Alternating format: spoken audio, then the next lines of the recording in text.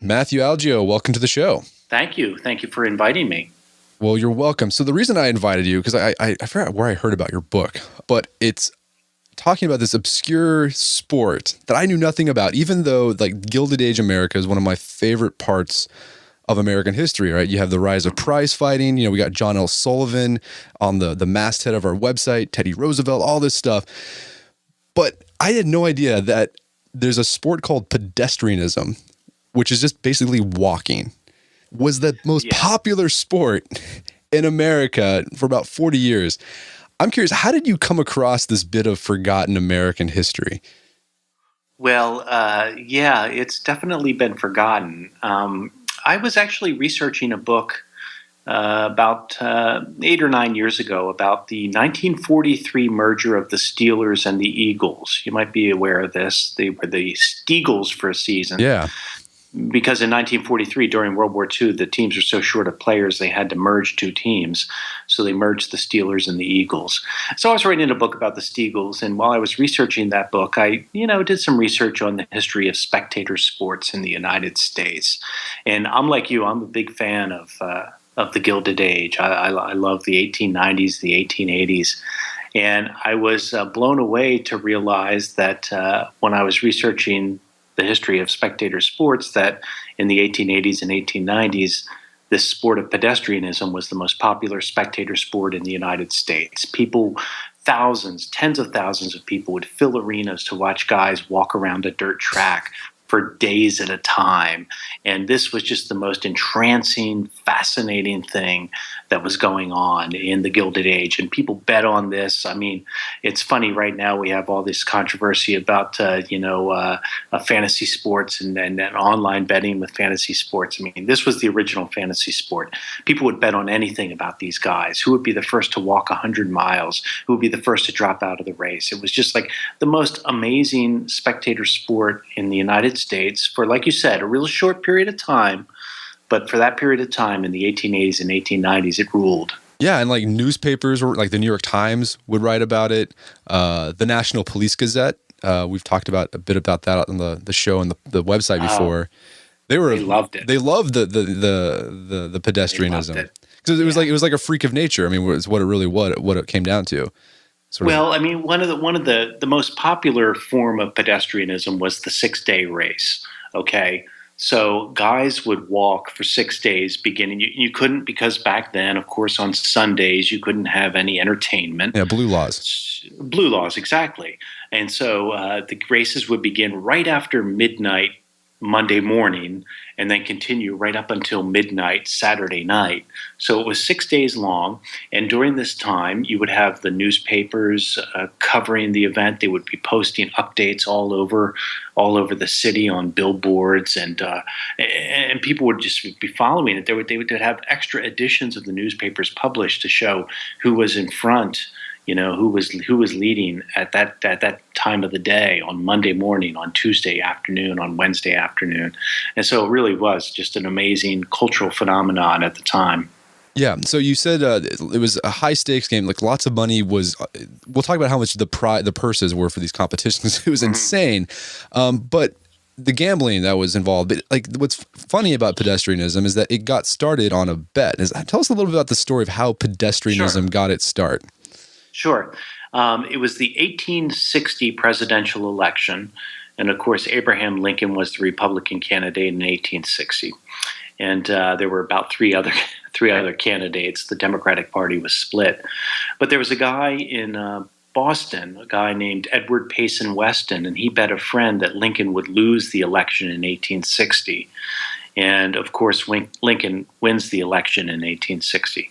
The terms of the bet, though, were unusual. Weston had to walk from Boston to Washington in time to see the election, or in time to see the inauguration of Lincoln in March of 1861.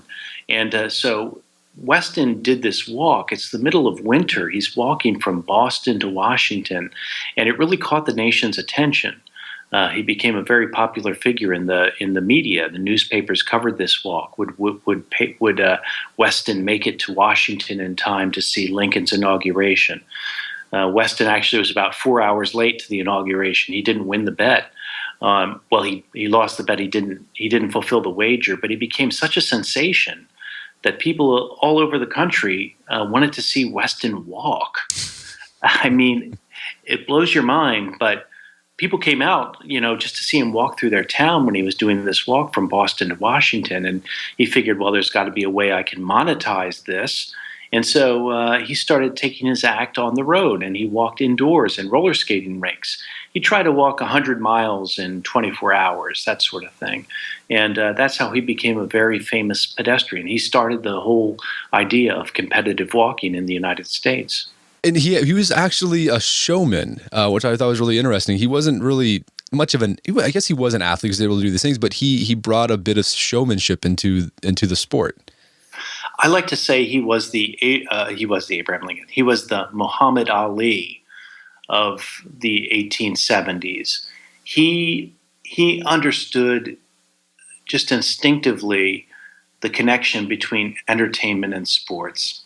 So he would say, for instance, he would walk 100 miles in 24 hours, which is really an incredible feat. It's hard to do even today. But when he did it, he wore long velvet coats, and he always carried a cane, and he wore a top hat, and he always had he wore a necktie or a cravat. He understood that you had to play to the crowd. He really had, it was almost ahead of its time in the way he understood that you really had to entertain at the same time that you were performing an athletic feat. Like I say, it's a lot like Muhammad Ali. Yeah, and this was during the Gilded Age. This is really when mass media was starting, and I guess he was one of those first people who intuitively understood the power of mass media. I think Teddy Roosevelt was like the first president that really understood the power of mass media. And I guess Weston was the first athlete who understood the power of mass media to catapult him to fame and riches. Yeah, and it's funny. I'm working on a book about Roosevelt right now and how he played the media. And Weston he played the media so well, and I don't mean that in a negative way. He knew that the picture on the front page of the paper was more dramatic if he was wearing a long flowing coat and carrying his gold-topped cane. He really understood how entertainment worked, how sports worked, how business worked. He was one of the first athletes to really become invested in his own business. He negotiated his own contracts. This was unheard of at the time. Most athletes were sort of led along by guys who took advantage of them. But Weston wasn't like that. He was kind of the first generation of athletes who really knew how to capitalize on their fame. So how did it transition? How did it start from Weston doing this bet basically to walk to all the way to Washington D.C. and transform into this thing where there was competitive leagues, like there were matches and money was at stake? How did that transition happen? And here's the other one, like why did it happen? What sort of cultural forces were going on at the time that allowed pedestrianism to be the most popular spectator sport in America? Well, really, one of the things was that roller skating became very popular. And the roller skate was invented, the kind we know today with the four wheels on the bottom that you can lean and turn. And roller skating rinks popped up all over the country. And these were really kind of the first enclosed public spaces. And so there were these venues that were sitting there with nothing to do except roller skating. And Weston, who had just walked from Boston to Washington, realized that all these people wanted to watch him walk, and all these roller skating rinks were out there. And so he would go to a roller skating rink, and he'd set up a track, and it might be 50 laps to a mile. These were tiny little roller skating rinks. But he would go in there, and he would charge people 10 cents to go watch him walk 100 miles in 24 hours, that sort of thing. So it was this weird convergence of indoor spaces and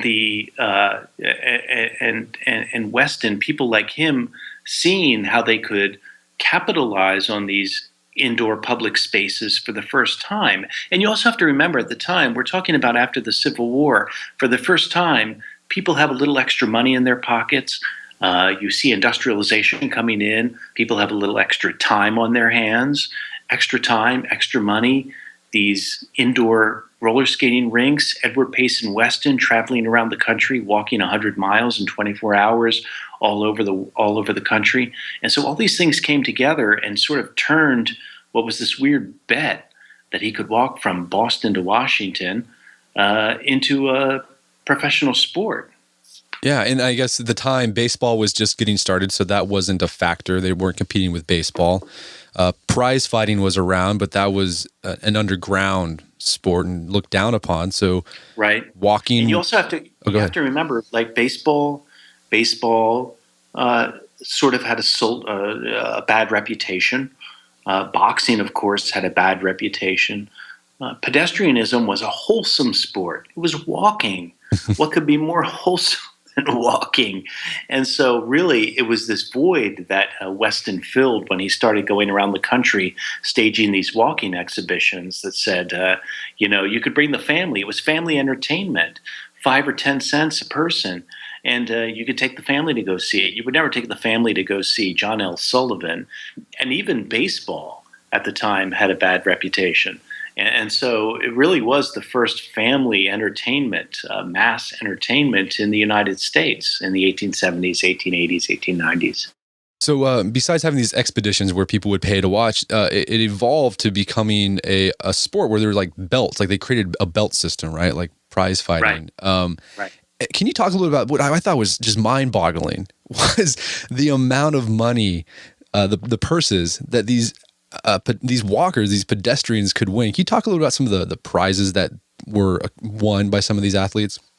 Right. So you got Weston, and he's going out, he's walking these exhibitions, and of course, people see how much money he's making, and competitors arise naturally. And the biggest competitor was a guy named Daniel O'Leary. He was an Irish immigrant, and he figured, well, if Weston can walk 100 miles in 24 hours, I can walk 105 miles in 24 hours. And eventually they met in a race. And it was a 6-day race, as we mentioned earlier. That was as long as you could race. And the first big race was in Chicago. But this sort of morphed into these 6-day races involving all sorts of competitors from the United States and from Great Britain. And as you mentioned, the payouts on these races were tremendous because think about it. It's a 6-day race. You're at the first Madison Square Garden. They might have 10,000 seats, but it's continuous. It's for 6 days. And so people are coming and going constantly. So you could have 500,000 people maybe come and see this race over the course of a week because you might come in and see it for 5 minutes and leave. And so everybody was paying 50 cents or $1 a ticket. The winner of the race might receive $25,000, $30,000, $40,000, which today is $1 million. I mean, this is for 6 days' work. Whoever won would get $1 million for 6 days' work. This actually stands up to what you see for professional athletes today. Yeah. Because $1 million for a week is $50 million for a year. That's a pretty good baseball player right there, even today. And besides the payouts, did some of these athletes get sponsorship deals like modern athletes do? Yeah. What was interesting, you mentioned the Police Gazette before. You guys know all about the Police Gazette. Yeah. But they were one of the big sponsors because they covered the races. People who subscribed to the Police Gazette loved pedestrianism. And so they had a guy that they paid, I think, $2,000 to wear a shirt that just had the Police Gazette logo on it during a race. Oh, wow. And so you had, I mentioned Dan O'Leary earlier. He was the spokesperson for a brand of salt. When I need to resalt, I use Tiger salt. Yeah. So these guys, they were some of the first athlete spokesmen in the United States. It was really is the beginning of this whole sports industrial complex. Yeah. And they were also the first on sports cards, right? Like the cigarette cards. Yeah. Cigarette cards really started beginning in the 1870s and 1880s. And I've got a couple of them. Some of the first athletes featured on these sporting cards were pedestrians. And Frank Hart, who was actually one of the first famous black athletes in the United States. He was an African American who won a couple of major pedestrian events. He's probably the first African American ever featured on a trading card in the United States. All these guys are forgotten now. Nobody remembers them. That's probably not why nobody's buying my book. But I really think that they were a huge part of American sports history, and I really think they need to be remembered. Yeah, tell us a little more about Frank Hart, because I thought this was really interesting. I mean, this was before, I guess, Plessy v. Ferguson. Yes, and people always had this idea that sports and has always been segregated, but there was a time right before Plessy v. Ferguson, when separate but equal was the law in the land, where you had black athletes who were competing and doing really well in competitive sports in America. Can you tell us a little bit more about Frank Hart? Yeah, and there were even black athletes. There were black baseball players in the 1880s and 1890s. You're right. Plessy v. Ferguson ended everything. It ended any kind of integration that was going on. The beauty of pedestrianism was that anybody who could walk could do it, and almost everybody can walk. Black people can walk. Chinese people can walk. White people can walk. It was amazing the variety of people you had in pedestrian events, because anybody who could walk could take part. And it didn't matter what your race was, what your color was. And this was people tend to forget this, that in the Gilded Age, you had this weird period between Reconstruction and Plessy v. Ferguson, as you mentioned, where there was a wide open field, really. I mean, I make the argument in the book that things were a lot better for African American athletes between Reconstruction and Plessy versus Ferguson than they were between Plessy and Jackie Robinson. I mean, black people could take part in sporting events with white people, and Frank Hart was one of those people, an African American, who took part in these events, and he won several 6-day races. His picture was on the front page of the New York newspapers. I mean, it was amazing for an African American at that time to do what he did, and it's a shame that he couldn't. That it really ended with Plessy versus Ferguson. Yeah, and he won a lot of money too. And these guys won so much money. You really don't appreciate, but winning $12,000-$15,000 in 1889 was like winning $500,000 today. Yeah. And really, for 6 days' work, you could take $500,000 home. If these guys won 2 races a year, they won $1 million a year. I mean, it was amazing. Yeah. Well, I guess something we haven't really talked about is how these races actually went down. So a lot of them were 6-day races, but they weren't walking continuously for 6 days. How did the whole walking match occur, and what were some of the rules that governed these events? Okay, for a walking match, strictly, one foot had to be on the ground at all times, heel toe, just like today. For you have these walking in the Olympics, you have 10, 50-kilometer walking matches. So you see the way people walk, that sort of funny swiveling their hips kind of walk. That's how people walked. But the match would begin, as I mentioned earlier, right after midnight on Monday morning. Typically, it would continue right up until midnight on Saturday night. There would be tents erected in the middle of the track. There'd be a dirt track on the floor. It'd be maybe an eighth or a seventh of a mile around. It'd be inside an arena. Almost always these were indoor events. And whoever walked the most miles over those 6 days would be the winner. You could stop whenever you wanted. You could go rest in your tent. Most people ate while they walked. They might eat some greasy eel broth or something like that. It wasn't really the kind of nutrition that people take today. But whoever walked the most miles in 6 days was the winner. That was the most common race, the 6-day race. Gotcha. Yeah, I thought it was really interesting how they kept themselves. Some of the things they did. You mentioned the greasy eel broth, but I guess champagne was like a really popular drink. Yeah, to keep you going. They thought alcohol was a stimulant, and so a lot of guys would drink a lot of alcohol and then sometimes literally fall off the track. It was just amazing that it took them a while to figure out that you probably shouldn't be drinking during the race. But the guys who took it most seriously, really, they did training. I mean, I tend to make fun of them or whatever. But the guys who were very serious about it, they did a lot of training. They did a lot of running, a lot of jogging, that sort of thing. I mean, they were athletes on a par with the athletes of today. Well, speaking of how pedestrianism really laid the foundation of modern sport in America, you talk about how pedestrianism had America's first doping scandal. Not that this was really funny, too. So, yeah. Edward Payson Weston, who we had mentioned earlier, he took part in a race in the UK, and it was discovered that he was chewing coca leaves, and this was, of course, a stimulant.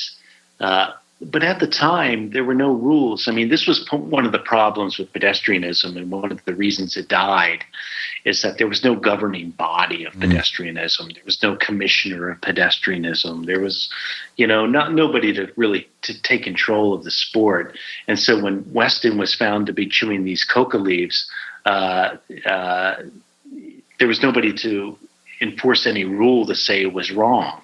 There's nobody to tell him that he should be expelled from the sport, that sort of thing. And so it really sort of just went by that Weston got away with this. He later insisted that it gave him no competitive advantage. But of course, that's what everybody says when they chew coca leaves, I guess. When they get caught, right? Yeah. So, I mean, you mentioned, okay, there was a lack of an organizing body that led to the decline, but what other factors led to the decline of pedestrianism, and why was it forgotten from American history? Wow. Well, baseball really, I mentioned that pedestrianism had no commissioner. Well, baseball in 1876, the owners of baseball teams organized the National League, and baseball really became the American pastime within 10, 20 years of that. They had a commissioner. They could oversee the sport. They could wipe out gambling. They could maintain the integrity of the sport. Pedestrianism had nothing like that. Also, the invention of the bicycle. Remember, the old-time 19th century bicycle is that kind with the big, huge front wheel? Yeah, and that hipsters drive around today. Yeah, exactly. I saw that on Gawker recently. But anyway, yes, so the hipsters who drive these big bicycles around. But those were very hard to race. They weren't very nimble. The invention of the safety bicycle in the 1880s, that's the bicycle we drive today, with the two same size wheels and the drive chain. Well, that was much more interesting to watch race for 6 days than people walking around a track. And so the combination of baseball and the bicycle really eliminated pedestrianism from the sporting scene in the United States. People just stopped watching it, moved on to other sports, moved on to more interesting things. As for why they're forgotten, I don't know. I mean, why would you remember who people, why would you remember people who walked? I don't know. But I thought it was, excuse me. I thought it was interesting too, towards the end of its heyday, moral crusaders started going after pedestrianism much in the same way they went after prize fighting or bullfighting or cockfighting. Well, one of the most entertaining things about watching a 6-day race was going in to watch day number 5 or 6, because the competitors would be so bedraggled, they would be so worn out, they'd almost be dead on their feet. I mean, that was the exciting thing, was to go watch these people after 5 or 6 days of continuously walking, what they would look like, how they would behave. And so there were crusaders, morality crusaders, and they were aligned with the temperance movement, who came in and said, this is, making fun of these people. It's like a exhibitionism. It's immoral to watch these people after 5 or 6 days. And so there was the weight of this crusade came down on pedestrianism, and it really had a hard time recovering from that. Yeah. So we forgot about pedestrianism, but it did lay the groundwork for modern sports as far as its connection to mass media, its connection to gambling, the connection to athletic sponsorships. But I'm curious, I think you mentioned Olympic walking. Is that a remnant of pedestrianism? It is. Walking is one of the very few sports that has been in the Olympics continuously since the very first Olympics in, 1896? I forget. But I think really you see, and I don't think it's a stretch to say, pedestrianism, really you see it more in even Major League Baseball or the NFL, where the idea of capitalizing on an athletic event. Pedestrianism was one of the first sports to figure out a way to monetize itself. There were sponsorships. There were championships. There were all sorts of different ways to make money. And that's all what sports is about today. It's making money. And pedestrianism was the first sport, I really think, because the other sports were sort of under the radar, boxing and baseball. I mean, they were kind of either for gentlemen or for ruffians. But pedestrianism was the first sport that was for the general populace, and they figured out a way to make money. I'm curious, did writing this book, did you start walking more? Because they were like, I'm gonna try doing one of those feats, or did you start walking more? Because it was after reading, I was like, I'm going to start walking more. I encourage you to attempt a 24-hour race. I actually did a 24-hour race. People came up to me and said, have you ever done this? No. So actually last year in October, I did a 24-hour race in New Jersey, and I walked it. Just walk for 24 hours, see how far you go. And I did 51 miles. So I am proud to say that, yes, after all that, I was inspired to attempt a 24-hour race. Very good. I'm gonna have to give that a try. I'm going to do it. But that's half.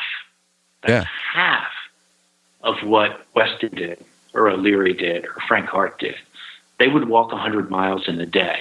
That's crazy. And so, your basic walking speed is about 4 miles an hour.